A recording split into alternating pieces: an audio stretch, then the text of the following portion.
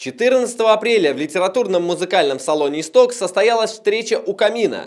Вечер был посвящен встрече артистов театра оперы и балета при консерватории Римского-Корсакова.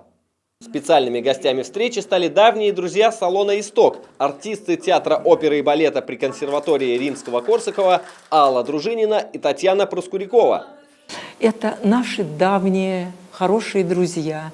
Несколько лет они приезжают к нам и принимают участие в наших музыкальных гостинах. И, конечно, всегда бывает, конечно, являются украшениями. Они в свое время вместе пели, когда еще был женский хор в Александро-Невской лавре.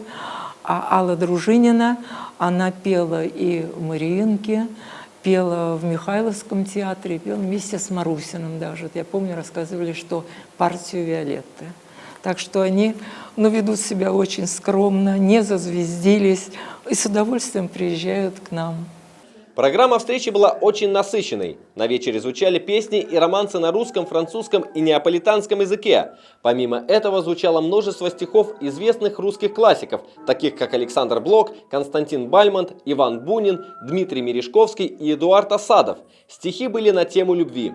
Руководитель салона «Исток» Татьяна Мамаева отдельно отметила выступление участников своего салона, рассказав нашему телеканалу, что осталась довольна прочтением стихов своих коллег.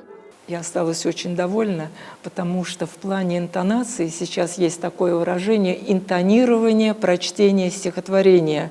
Так вот, участники салона просто все молодцы, вот по интонации все выдержали идеально. Все гости вечера остались в полном восторге от прошедшей встречи. Следующее мероприятие в салоне «Исток» состоится 18 мая, которое будет посвящено Дню Великой Победы.